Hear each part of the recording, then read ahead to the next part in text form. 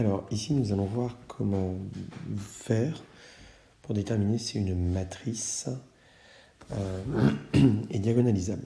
Donc, pour savoir si une matrice est diagonalisable, d'abord il faut calculer le déterminant de la matrice. Donc ici on va prendre la matrice B, B moins lambda fois la matrice identité. Ce qui revient en fait à calculer le déterminant de la matrice B, à laquelle on retire lambda sur chacun des termes de la diagonale. Donc le premier terme devient moins 1 moins lambda sur la diagonale, puis 0, 0. La deuxième ligne devient 0, moins 1 moins lambda, moins 3. Et enfin la dernière ligne 0, 0 et 2 moins lambda.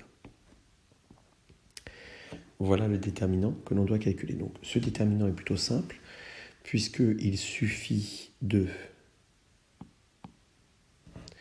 faire le terme en haut à gauche fois le déterminant de la sous-matrice en bas à droite, c'est-à-dire moins 1 moins lambda fois 2 moins lambda moins 3 fois 0. Donc ce déterminant nous donne le déterminant de B moins lambda I. C'est égal donc à moins 1 moins lambda, facteur de moins 1 moins lambda,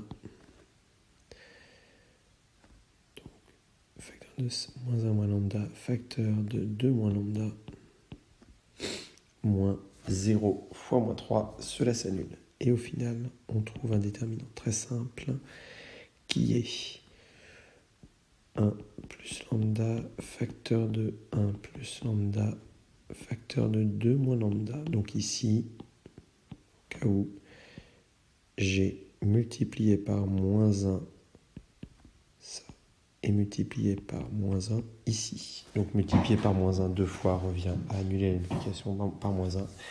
Et mes moins 1 moins lambda deviennent des 1 plus lambda. Ça me permet simplement de simplifier un petit peu mon expression. À partir de ça, je dois trouver les racines du polynôme que j'ai ainsi extrait. Donc les racines ici sont très simples. On a deux racines.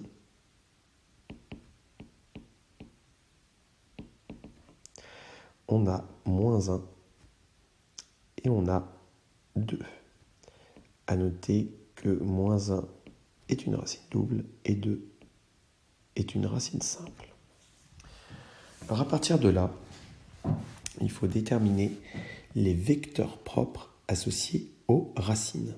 Alors qu'est-ce que ça veut dire trouver les vecteurs propres associés aux racines? Eh bien, on souhaite trouver, on sait que si alpha est une valeur propre de B, le vecteur propre de B associé à alpha est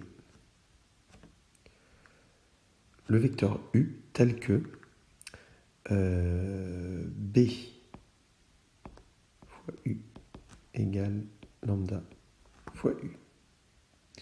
Donc pour trouver le vecteur propre associé à une racine. Donc d'abord pour la valeur propre, valeur propre 2. On va donc poser U qui est un vecteur x, y, z, puisqu'on est en dimension 3 ici. Et on doit avoir BU qui est égal à lambda, c'est-à-dire 2U. Autrement dit, 2x, 2y, 2z. Alors que donne BU? BU, c'est égal à, donc, moins 1, 0, 0,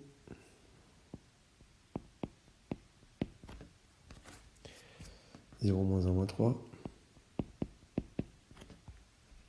0, 0, 2, fois x, y, z, Et ceci doit être égal à 2x, 2y, 2z. Donc on a un système de 3 équations à 3 inconnus qui est, si on prend la première ligne de b qu'on la multiplie avec x, y, z, on trouve moins x doit être égal à 2x. Puis la deuxième ligne, on trouve que moins y moins 3z doit être égal à 2y. Et enfin, 2z doit être égal à 2z. Ce qui revient à dire que x doit être égal à 0. Si l'on prend la dernière ligne, celle-ci ne sert à rien. Et l'on trouve que 3y doit être égal à moins 3z. Donc ici, on a des variables liées et des variables pivots. Donc, les variables liées, c'est celles dont la valeur est tout de suite donnée. Donc ici, x égale 0, la valeur est donnée. La variable pivot, c'est celle dont on pourra donner une valeur comme on veut. Donc on va dire par exemple z, on peut lui donner une valeur et devient alors une variable liée, 3y, qui est liée à z.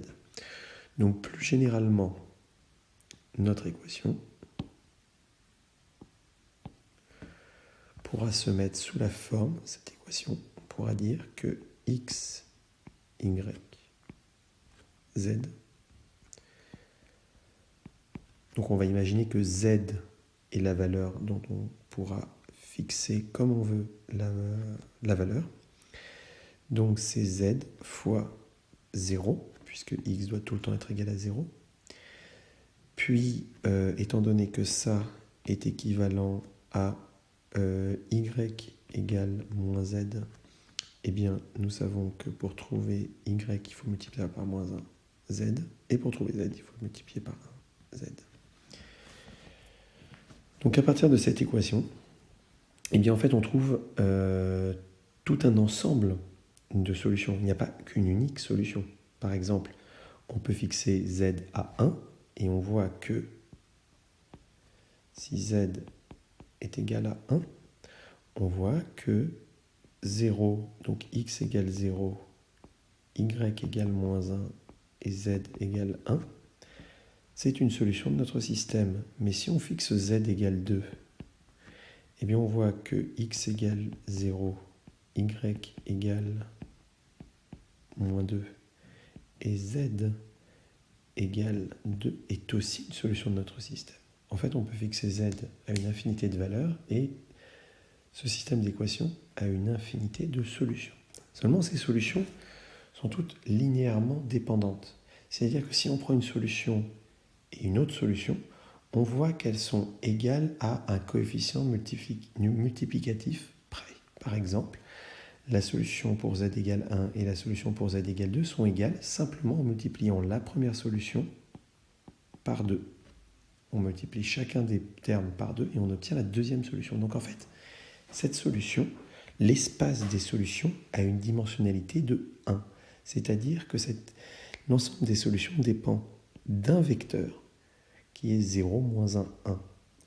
Et ce vecteur, en le multipliant par une constante, on obtient l'ensemble des solutions voulues. Donc, la valeur propre 2, qui est unique, est associée à un vecteur propre. Et ce vecteur propre, c'est 0, moins 1, 1. Une valeur propre simple doit être associée à un vecteur propre unique. Et c'est bien le cas ici. Donc on a le vecteur propre 0, moins 1, 1 associé à la valeur propre 2. Tout va bien. Si l'on regarde pour la valeur propre,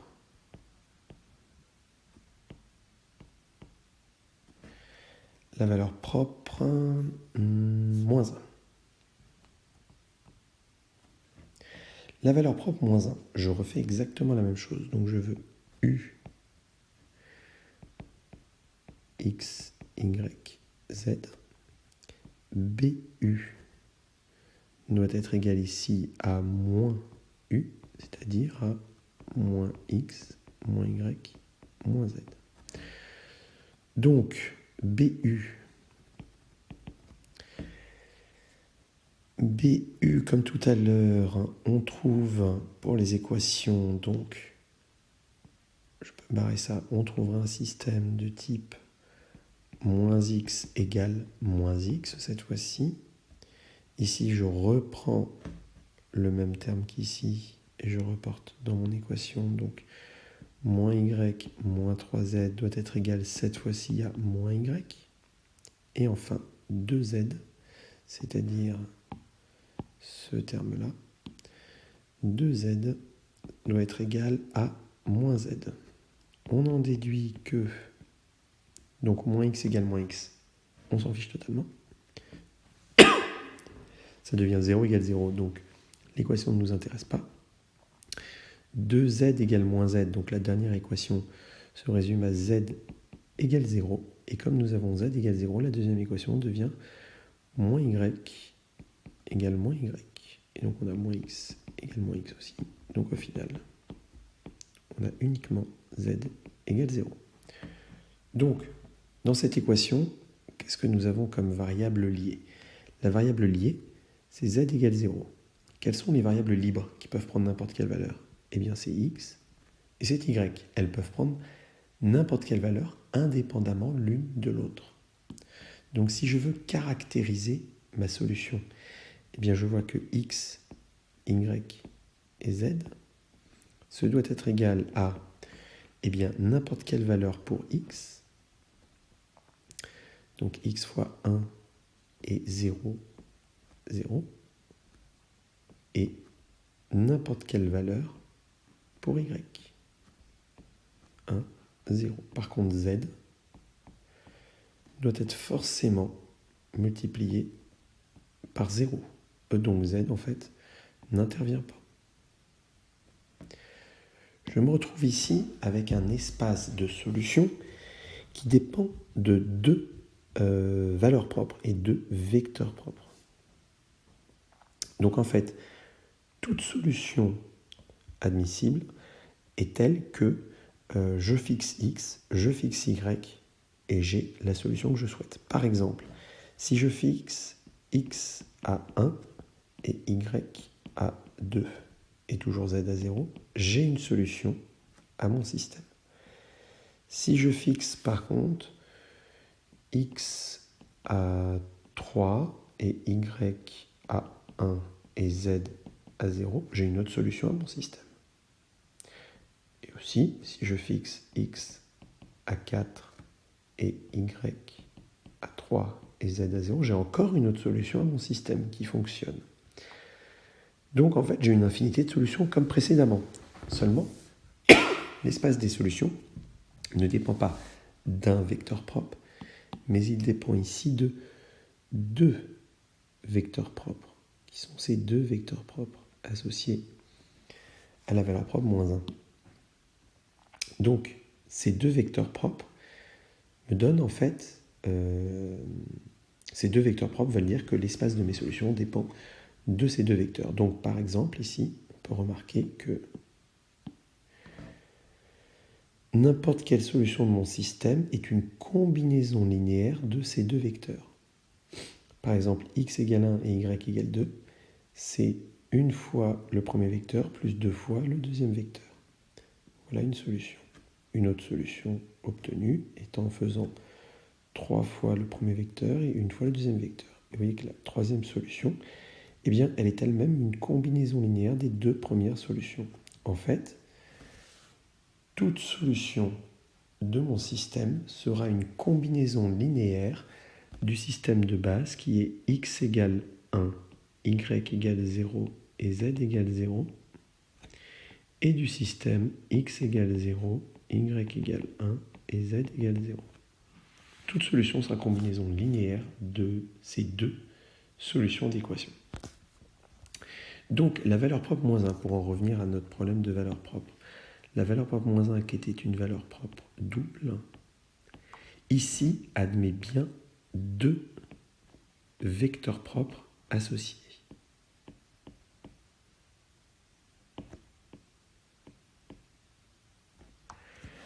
Comme pour que la matrice soit diagonalisable, il faut que chacune de ces valeurs propres soit associée au même nombre de vecteurs propres que la multiplicité de la racine. Donc si vous avez une valeur propre simple, il faut qu'elle soit associée à un seul vecteur propre. Si vous avez une valeur propre double, il faut qu'elle soit associée à deux vecteurs propres. Si vous avez une valeur propre triple, il faut qu'elle soit associée à trois vecteurs propres, etc., etc. Ici, chaque valeur propre est associée à un vecteur propre de multiplicité égale à l'ordre de la valeur propre. La matrice est donc diagonalisable.